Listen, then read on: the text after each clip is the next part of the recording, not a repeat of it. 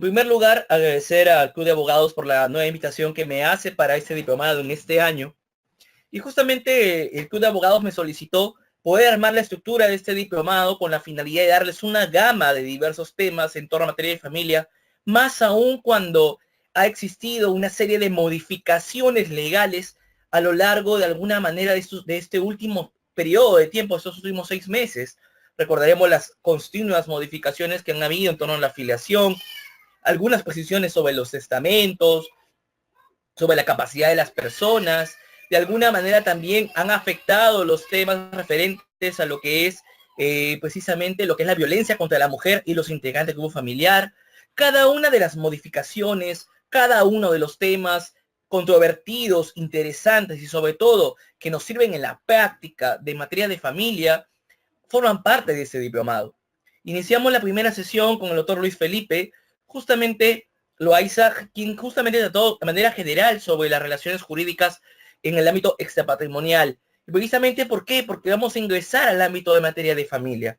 Espero que cada uno muestre la participación en el desarrollo de este diplomado. Por mi parte, encantado de absolver cualquier duda que tengan, siempre que sea, obviamente, dentro del ámbito de mi especialidad, que es el derecho de familia y materia sucesoria. ¿Sí? Siéntanse libres de participar en cualquier momento. Sé que hay un horario establecido para ello, pero siempre también dejo mi correo electrónico. También les voy a hacer mención de mi número de celular para cualquier consulta o duda a lo largo de la clase en torno a mecanismos de WhatsApp, si también lo consideran. Y bien, predispuesto a servirles, iniciamos el tema del día de hoy, que como algunos ya saben, tengo el estilo de básicamente que la estructura que nos colocamos en cuanto a las diapositivas sean como referencia para darnos un esquema, una guía, pero podemos tocar diversos temas en materia de familia y materia sucesoria para ustedes, para que poder de alguna manera llegar a colmar las expectativas que tienen en este diplomado. Bien, basado en este alcance y teniendo en cuenta que vamos a tener una serie de clases con mi persona, así como con otros colegas que hemos invitado, damos inicio a la sesión del día de hoy. El tema que nos aboca es el siguiente: diferencias jurídicas y prácticas entre lo que se considera el matrimonio y la unión de hecho. A partir de ello vamos a aterrizar y vamos a conversar punto por punto a efectos de evitar cualquier duda, cualquier controversia que pueda existir al respecto. Iniciamos. En primer lugar, debemos partir de esta figura jurídica. Principio de protección a la familia. De alguna manera, los principios, como bien sabemos a lo largo del derecho, nos dan ciertos parámetros, ciertos lineamientos que podemos seguir. De alguna manera, no todos están reconocidos en una ley, pero sabemos que existen precisamente para que aquellos vacíos normativos o aquellas interpretaciones normativas que hay que realizar, lo hagamos en función de estos principios, de estos modelos de pensamiento que nos guiarán al momento de resolver, en caso de ser jueces o fiscales, o al momento de alguna manera interpretar algún caso, analizar algún caso si somos abogados litigantes defensores. ¿Sí? Y justamente entre los principios también existen principios propios del derecho de familia. Entre ellos encontramos este principio de protección de la familia. ¿Y a qué se refiere con esto?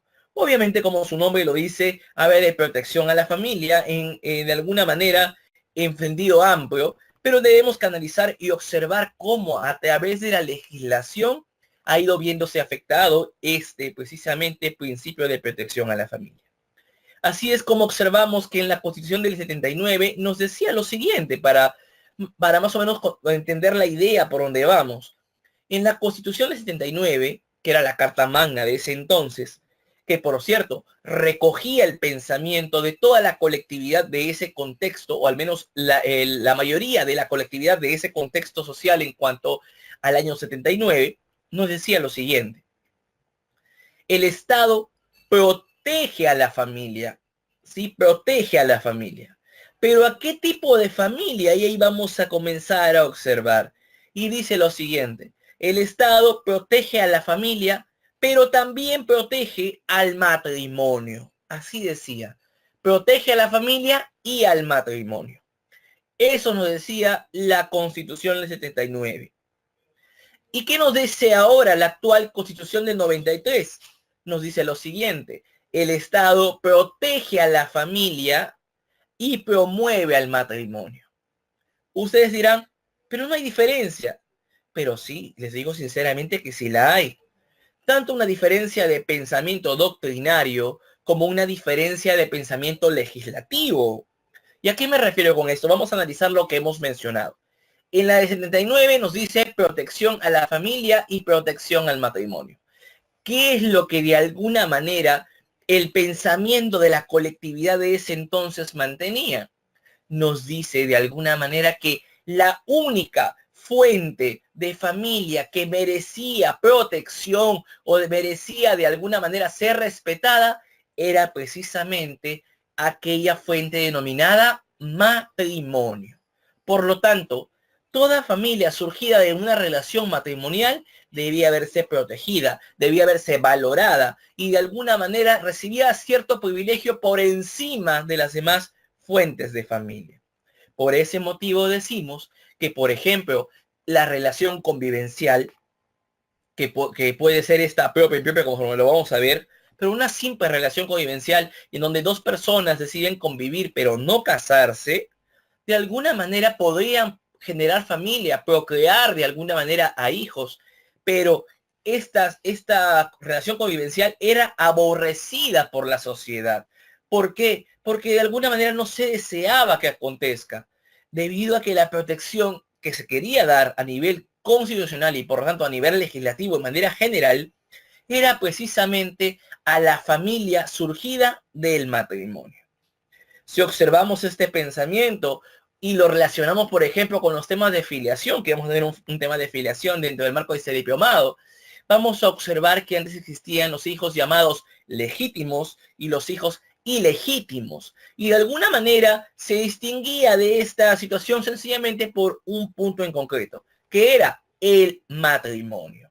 Si los hijos nacían dentro del matrimonio, eran hijos legítimos, pero si nacían fuera de, eran criticados, eran analizados, eran mencionados como una terminología bastante odiosa de alguna manera, ¿sí? Despectiva, ¿sí? Y por lo tanto, pues ahí observamos de alguna manera la protección que solamente se le quería dar a la familia matrimonial. En cambio, sucede algo en la Constitución del 93.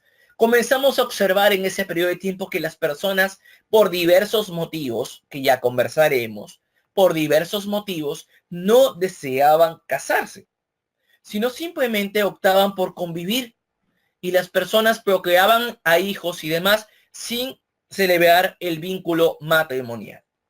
A partir de este contexto, en la Constitución del 93, comienza el cambio del pensamiento, el cual el legislador no puede cerrar los ojos. Y ante ello, el legislador que nos dice, voy a cambiar en la Constitución del 93, voy a cambiar lo que se señala expresamente en la de 79 y diremos lo siguiente. Ya solo y únicamente vamos a hablar de protección a la familia en general, y vamos a quitar de esa protección al matrimonio. Ya no vamos a decir que vamos a proteger al matrimonio, ya no, sino solamente vamos a proteger a la familia en forma general. Ahora, ustedes dirán, claro, pero eso solamente es retirar, cambiar un nombre. Sí, pero eso involucra un cambio de pensamiento a nivel social. Porque al observar en la estadística que las personas ya no deseaban casarse, en la estadística vemos que las personas desean convivir. Y si un mayor número de personas son las que son aborrecidas por la legislación, no podía darse este aborrecimiento en ese sentido. Atendiendo a ello, ahora la legislación tenía que reconocer ese tipo de uniones y comenzarles a darles un derecho, una protección conforme la sociedad los reclamaba.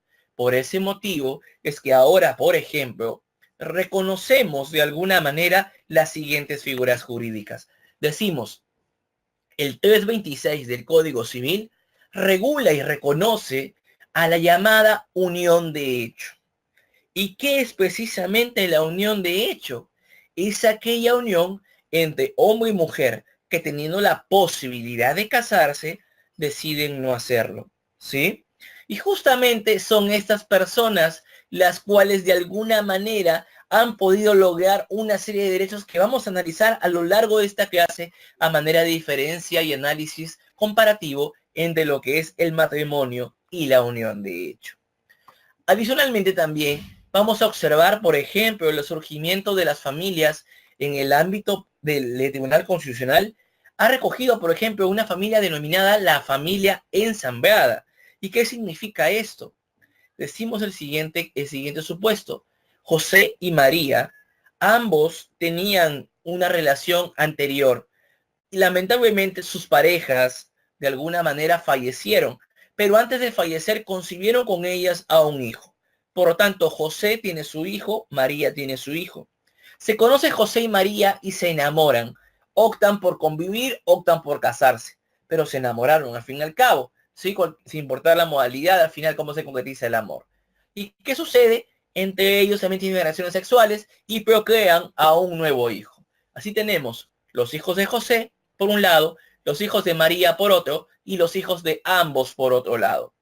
Atendiendo a este contexto, decimos, hijos tuyos, hijos míos, hijos nuestros. Toda esa familia, jurídicamente hablando, se denominará familia ensamblada. ¿Y cómo surgió precisamente esa familia ensamblada? O este criterio, este pensamiento de la familia ensamblada. Cuando, por ejemplo, se dio el caso que nos abocó el Tribunal Constitucional, que fue un caso de un militar, el cual precisamente decía, digamos que el militar era José, que tenía sus hijos, y además se había enamorado de una señora llamada Ana. Ese militar pertenecía a un club, y justamente en este club, él quería que todos sus hijos, los suyos, los biológicos, los que procreó junto con Ana, pero adicionalmente también el hijo de Ana, quería que todos tuvieran un carnet de hijo de socio. El club, debido al análisis de temas filiatorios, decía, perfecto, yo le puedo dar carnet de hijo de socios a todos tus hijos, a los biológicos, pero no puedo darte por el hijo de Ana porque no es tu hijo. El militar decía, pero ¿por qué? ¿Por qué sucede esto? ¿Qué pasa? Si se supone que también le doy trato de hijo porque es el hijo de mi esposa, el hijo de mi pareja, no es posible y demás. Y ahí es todo ese tema es el que llegó al Tribunal Constitucional. Al llegar al TC, precisamente se reguló, se analizó que si era posible o no de alguna manera darle el carnet de hijo a este menor y efectivamente se decidió bajo la figura de la familia ensamblada, se decidió precisamente darle ese carnet de hijo a dicho menor de edad. Y con eso todos felices y contentos. Se fue reconociendo pues ese nuevo fuente de familia, ese tipo de familia jurídica que aunque no está regulada, se le reconoce también en cuanto al campo y ámbito del derecho, ¿no? La familia ensamblada. Así también van surgiendo las familias monoparentales, en la cual observamos pues el hecho de que solamente existe una madre y un hijo, mamá soltera, o un papá soltero, o un papá viudo, una mamá viuda, que se encarga, y eso no es que falte alguien para conformarse, para hacer una familia. No, la mamá con su hijo ya es una familia en sí misma. Asimismo, el papá con su hija o con su hijo es una familia en sí misma. Siendo así, de alguna manera, pues, el cambio de pensamiento hace que este tipo de familia también sea protegida por el derecho. ¿Está bien? A su vez, vamos a hacer una interrogante que les voy a colocar a ustedes, ¿no? ¿Qué sucede? Si nos ponemos a pensar en lo siguiente, decimos, José se encuentra conviviendo con su pareja, llamado Mario, ¿sí? Y ambos conviven en la misma casa haciendo vida de pareja. Les pregunto a ustedes, José y Mario, que obviamente por razones biológicas no pueden procrear hijos, pero conviven en la misma casa, hacen vida de pareja, les pregunto, ¿ellos son familia o no? Esa interrogante es importante resolverla, ¿eh? Vamos a colocarlos varón, varón. Ahora pensemos que es mujer y mujer, si quisieran verlo así. Les pregunto a ustedes, esas parejas, varón, varón, mujer, mujer, que conviven en una misma casa, ¿son familia o no son familia? ¿Qué opinan ustedes? Pónganse a pensar. Ahora, ustedes pueden tener dos tipos de respuesta. Una respuesta social, que puede ser, sí, es familia porque yo considero que ellos tienen derecho a formar sus vidas y demás, y bueno, todos somos iguales ante la ley y demás, ¿no? Pensamiento social. O también otro pensamiento social puede ser, No, ellos no son familia porque no pueden procrear. Además, la familia natural es entre hombre y mujer. Es un pensamiento social que también existe, ¿sí?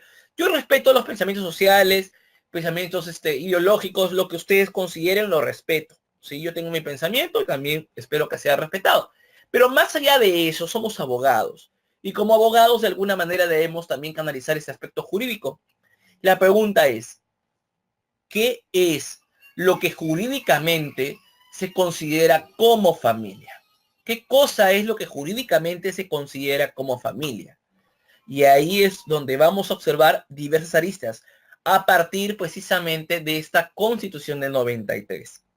Primero, quiero que hagan un gráfico conmigo. Sé que tal vez suena un poco tedioso, pero quisiera que grafiquen. Yo entiendo que ustedes están anotando, apuntando, tienen un cuaderno tal vez, o al menos tengan una hoja y un lapicero a la mano y vamos a hacer el siguiente gráfico.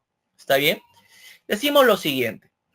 Si nosotros, o en todo caso, si nosotros somos el centro, coloquemos el centro, ¿sí? Nosotros somos el centro. Hacia arriba de nosotros, subiendo un escalón, de alguna manera, ¿sí? Encontraremos en todo caso a nuestros padres, sea nuestro papá o a nuestra mamá, pero son nuestros padres. ¿Y por qué? Porque ellos nos han procreado. Por lo tanto, ellos están encima de nosotros. Estamos. Bien. Luego, si pasamos hacia aquellos que procrearon a nuestros padres, ¿quiénes son? Nuestros abuelos, ¿verdad? Entonces estamos acá abajo, subimos 1, llegamos a los padres, subimos 2, llegamos a los abuelos. Si por allí no somos hijos únicos, sino que tenemos hermanos, para poder llegar a nuestros hermanos, vamos a decir lo siguiente. Vamos a pasar primero de nosotros hacia nuestro tronco común, que viene a ser nuestros papás, y luego vamos a ir hacia el lado izquierdo o el lado derecho, hacia donde quieran graficarlo, y vamos a bajar hacia nuestros hermanos, de tal manera que llegamos a nuestro mismo nivel. Por lo tanto, diríamos que hacia nuestros padres sería 1, hacia nuestros hermanos sería 2, porque hay 2 niveles. ¿Me comprenden? Solamente que está en el lado colateral, es decir, al lado derecho o al lado izquierdo. En cambio, a nuestros abuelos decimos 1 a nuestros padres, 2 a nuestros abuelos, pero se suele que están en ese lado en línea recta, porque está de frente, no voy a los costados. Estamos. Vamos graficándolo así, por favor. Ahora, si yo quisiera ir hacia los tíos, hacia mis tíos, diríamos que es el hermano de mi padre o de mi madre, ¿verdad? Entonces vamos así, decimos, somos el centro, hacia nuestros padres va 1, hacia nuestros abuelos va 2, ¿por qué nuestros abuelos? Porque es el tronco común, ¿está bien? Y de los abuelos hacia el nivel de mis padres sería los tíos, porque son los hermanos de mis padres. Entonces decimos 1 hacia mis padres, 2 hacia mi abuelo y bajo hacia mi tío sería 3. ¿Sí? Vayan colocando los números, por favor, luego lo explicaré. Si queremos ir hacia mis primos, que serían los hijos de mi tío, sería de mi persona hacia mi padre va 1, de mi padre hacia los abuelos va 2, de los abuelos hacia sus hijos, que son los tíos, sería 3, y hacia los hijos de mis tíos sería 4. Está bajo mi mismo nivel. ¿Sí? Una vez graficado esa figura, yo les digo, ese gráfico que han realizado es lo que se considera el parentesco por consanguinidad, ¿sí? Parentesco por consanguinidad. ¿Y qué significa esto? Que todos tienen vínculo consanguíneo, vínculo de sangre, ¿sí? ¿Y por qué hasta el cuarto grado nada más? Porque jurídica, ¿por qué hasta ese punto de los primos? Porque jurídicamente hablando, hasta el cuarto grado por consanguinidad es lo que existe como jurídicamente conocido bajo la terminología de familia, ¿sí?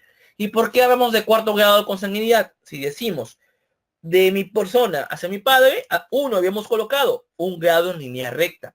Hacia mi abuelo, 1 y 2 habíamos colocado segundo grado en línea recta. Si vamos hacia mi hermano, decíamos 1 hacia mi padre, 2 hacia mi hermano. Segundo grado en línea, porque están los costados, línea colateral.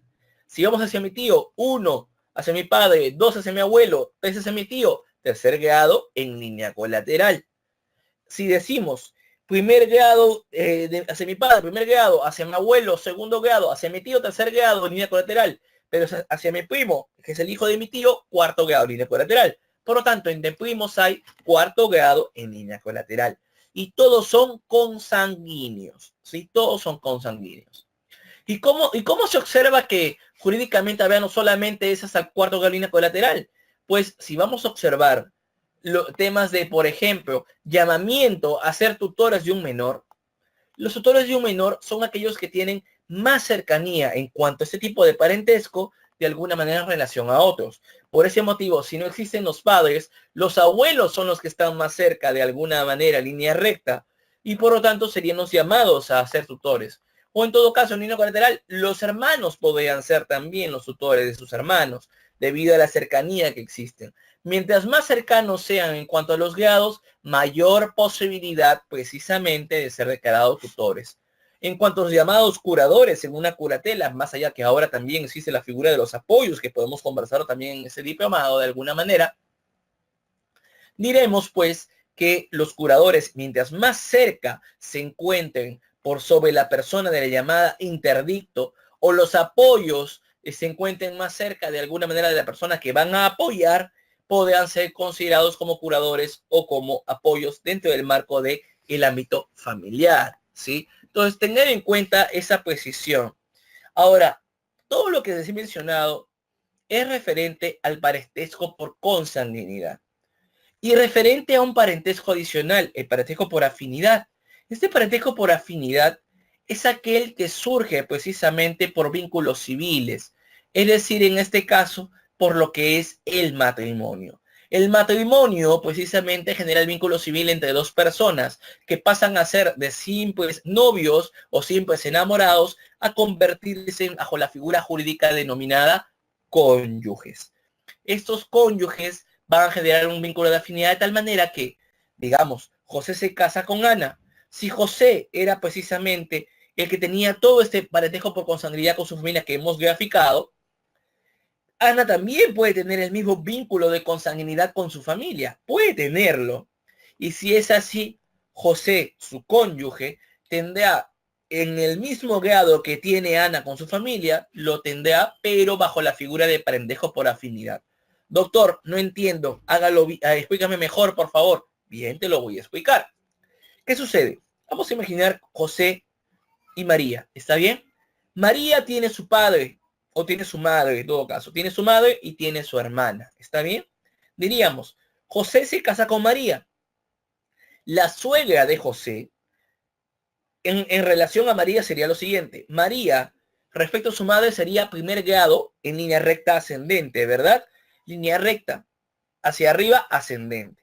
Eso sería respecto de María. Pero respecto de José, la suegra, la mamá de María, sería también primer grado, línea recta ascendente, pero por parentesco por afinidad. En cambio, a María sería primer grado, línea recta ascendente, pero por parentesco por consanguinidad. Ahora vamos con la hermana de María. Respecto a la hermana María sería 1 y 2 segundo grado en línea colateral. Respecto de María sería por parentesco por consanguinidad. Y respecto de José sería igual. 1 hacia la suegra, 2 hacia la cuñada, segundo grado en línea colateral, pero por parentesco por afinidad. Esa es la diferencia. Va a ser el mismo número de grados, pero cambia la denominación. Parentesco por consanguinidad cambia a parentesco por afinidad. Ahora, no es gratuito que yo deje solamente, digamos, o que yo haga el ejemplo solamente hasta la cuñada. ¿Por qué? ¿Qué sucede? En línea recta es ilimitado, ¿sí? El parentesco referente precisamente en cuanto a la familia, el parentesco con el cónyuge. Sin embargo, en línea colateral, ahí hay un límite. ¿Y qué sucede con este límite? ¿A qué me refiero con este límite? Básicamente, hago referencia a que el cónyuge solamente considerará como su familia dentro del ámbito del parentesco por afinidad hasta lo que es la cuñada, solamente hasta lo que es la cuñada. ¿Y por qué menciono esto? Miremos el siguiente caso, ¿sí? ¿Dónde observo esta situación de jurídicamente es familia solo hasta la cuñada? Decimos, Ana y tenemos a José. Olvidemos del caso anterior, ¿sí? O mejor dicho, nos quedamos en el caso anterior, José y María, ¿está bien? José y María. ¿Qué sucede? En este caso, José conoce a María, se enamora de María. Y precisamente producto del enamoramiento decide casarse con María. Y María obviamente también casarse con José. ¿Qué sucede? Deciden casarse, celebrar su boda a lo grande y comienzan a invitar a sus, digamos, a diversas personas. Entre ellas, claro está, los familiares. ¿Y qué va a pasar? La hermana de María vive en el extranjero, ¿sí? Y José nunca había visto a la hermana de María, nunca la había conocido. Y a partir de que no la conocía, justamente la primera vez que la va a conocer va a ser precisamente en el día de la boda de María con José. Y justo cuando conoce a la hermana de María, que le pondremos de nombre Ana, ¿sí? Justo cuando la conoce, se da cuenta que la belleza de Ana es mucho más que la de María. Y por lo tanto, él dice, uy, me equivoqué de hermana. O sea, yo la verdad me enamoraría de Ana más que de María. Sin embargo, ya está a punto de casarse y no puede ser otra cosa más que decir sí, acepto ante la pregunta precisamente del registrador civil. Así que opta por casarse. Pero a José se le ocurre una idea y le dice, ¿sabes qué? ¿Sabes qué, María? Como tu hermana ha venido de Estados Unidos y no tiene dónde quedarse, y además ya se le venció su visa o no desea regresar a Estados Unidos, ¿por qué no le decimos que viva con nosotros? Total, la casa es grande, no va a gastar nada, no tenemos hijos, la podemos apoyar a tu hermanita, ¿sí? Y María cae en el cuento y acepta, pues le dice, María, Ana, mira, qué bueno que es mi esposo, te invita a vivir con nosotros, qué amable que es. Claro, no sabe que en el fondo José lo que quiere es conocer más a Ana.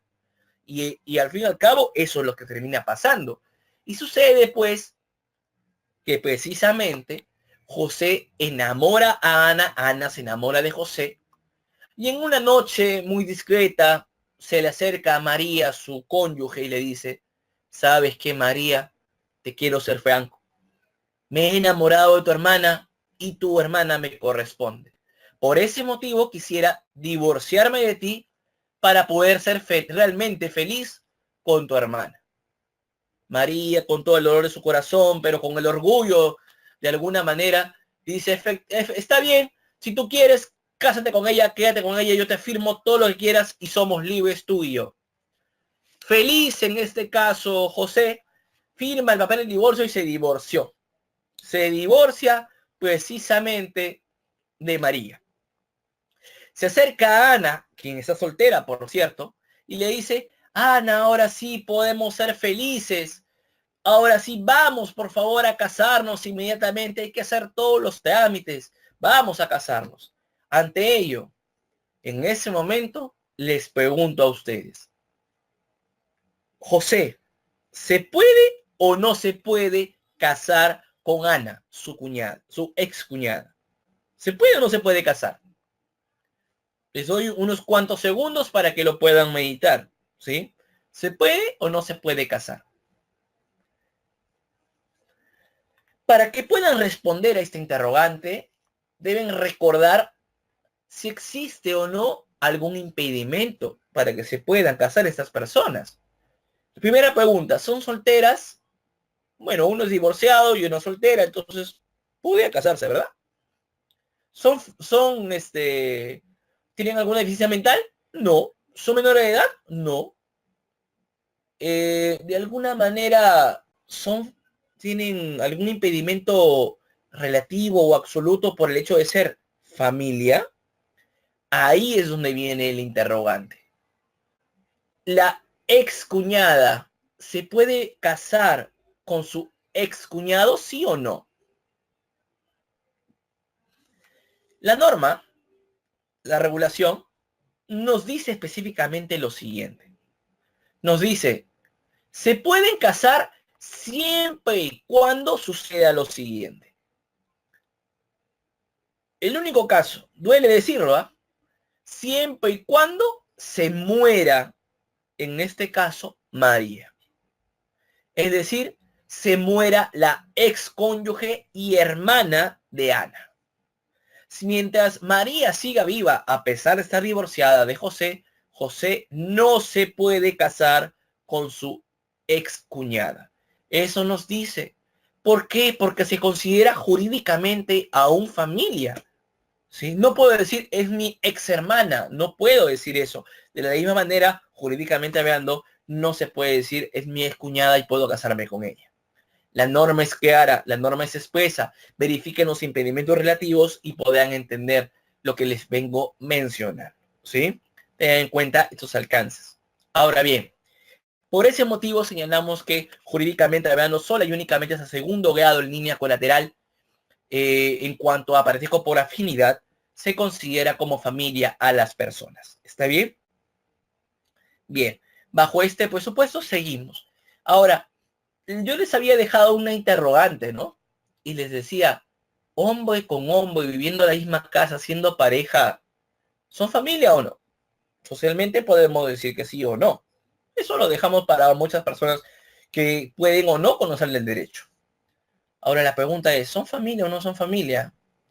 ¿Existe alguna norma que reconozca a ese tipo de uniones convivenciales de hombre, hombre, mujer, mujer como familia? ¿Existe? ¿El 326 del Código Civil lo reconoce?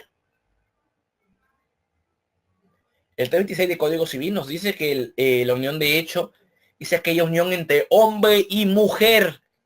En este caso es hombre, hombre, mujer, mujer. No hay pareja. Entonces no es esos opuestos. Entonces no cabría ahí, ¿no? ¿Qué normativa existe o no existe ninguna? Sobre ese punto, les digo lo siguiente. Si ustedes revisan la ley 30364, encontrarán que existen dos tipos de sujetos que son dignos de protección conforme a la ley. El primero, que es claro, ¿no? O sea, es evidente, es evidente. El primero viene a ser precisamente las mujeres. Es lo más claro que puede existir porque está literalmente colocado, ¿sí? Y el segundo, que sí es materia de observación, justamente en este tema que estamos hablando sobre lo que se configura como familia jurídicamente hablando, vamos a encontrar a aquellos que ya hemos mencionado, aquellos que están en los grados que hemos mencionado, tanto por afinidad como de alguna manera también los consanguíneos. Y también vamos a considerar a la familia a aquellos grupos de personas que han procreado hijos, ¿sí? Sin importar si son consanguíneos o no, si son casados o no. ¿Está bien? Entonces están, digamos, procreación que involucra hombre y mujer. Todavía no tocamos hombre, hombre ni mujer, mujer. Sin embargo, hay una parte cuando se hace referencia a los integrantes del grupo familiar, hace referencia a la siguiente precisión y nos dice lo siguiente. Aquellas personas que viviendo en la misma casa y que no tienen ningún vínculo laboral, ningún vínculo económico que los obligue a convivir, pero deciden hacerlo, estarían conformando lo que se considera como una unidad doméstica y por tanto se les podría considerar como integrantes de un grupo familiar concreto. Atendiendo a este contexto de esta ley 30364 que trata sobre la violencia contra la mujer y los integrantes del grupo familiar, se podría decir que dos hombres viviendo en la misma casa, haciendo vida de pareja, calzarían dentro de la figura de integrantes del grupo familiar. Y por lo tanto, si este hombre llamado José agrede a su pareja llamado Roberto, tranquilamente puede hacer la denuncia por violencia contra los integrantes del grupo familiar en esta ley 34. Eso es lo que quiero darle a entender. Por lo tanto, este tipo de familias jurídicamente ya encuentran su amparo en el marco de esta ley, ¿sí? En el marco de esta ley. Claro está que también en el marco de esta ley estarían aquellas familias en las cuales, por ejemplo, se entendería como familia también aquel grupo de personas que viven juntos y no tienen ningún vínculo de filiación consanguíneo ni afinidad. No, entiéndase, por ejemplo, yo recojo a una niña de la calle, a un niño de la calle, y lo he cuidado toda mi vida, ese menor, no tengo ningún vínculo conmigo de alguna manera, pero le doy trato de hijo y está allí y yo lo agredo a ese niño, pues ese niño podría ser sujeto de protección en torno a esta ley. A pesar de no ser mi familia conmigo directamente, de alguna manera consanguíneo por afinidad, podrías calzar dentro de esta figura jurídica debido a lo que nos señala precisamente la ley 30364 sobre precisamente los temas, referidos a la normativa particular de los sujetos de protección, ¿sí? De los sujetos de protección. Bien, basado en este contexto, tenemos pues que un hombre viviendo con otro hombre tranquilamente pueden verse protegidos jurídicamente como familia, y también una mujer unida con otra mujer jurídicamente se puede considerar como familia. Tengamos en cuenta este argumento por si alguna vez les comparten alguna posición al respecto, ¿sí? ¿Y por qué sucede todo esto? Porque la Constitución del 93 amplía la protección a toda la gama de familia. Tengamos en cuenta este alcance. Por lo tanto, no es un simple cambio de la norma. No, señores. Es un cambio muy notorio y muy importante. Ahora, si por ahí ustedes quisieran saber mi posición, en lo personal considero que todo tipo de relación merece protección en cuanto a ámbitos de violencia. Eso me parece extraordinario, ¿no? Porque ni un hombre ni una mujer puede ser agredida de alguna manera, y si se consideran pareja, bueno, también deberían calzar dentro de ese ámbito familiar.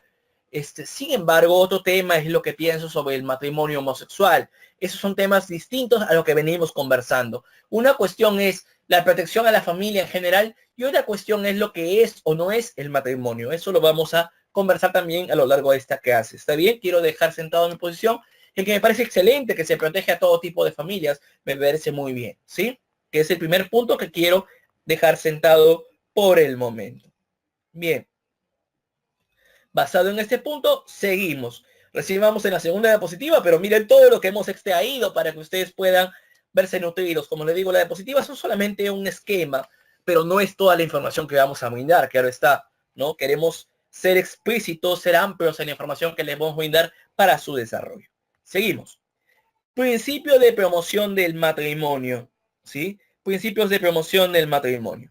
¿Qué significa esto? Les decía que en la Constitución del 79 no vemos de promoción a nada. Ellos decían sencillamente protejamos el matrimonio, protejamos a la familia en general. No utilizaban el término promoción. Pero, ¿qué sucede en la Constitución del 93? Ahí, como les decía, solo y únicamente decíamos, protegemos a la familia en general, pero promovemos el matrimonio. ¿Qué significa promover al matrimonio? ¿Es algo importante promover el matrimonio? Socialmente hablando lo entiendo, no es promocionar o que lo voy a vender. Voy a decir, señores, cásense. ¿No? ¿Eso es lo que voy a hacer para promocionar el matrimonio? No exactamente. La promoción del matrimonio involucra que yo facilite el camino para que las personas se casen. Y de esa manera, de alguna manera le diga a las personas, ¿saben qué? Es fácil casarse. Opten por eso. Además, darles privilegios a las personas casadas que no lo tendrían las personas que solamente quieren convivir.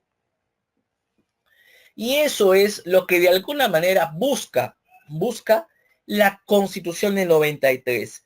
Promocionar al matrimonio. Ponerlo en una situación privilegiada por encima de la unión de hecho.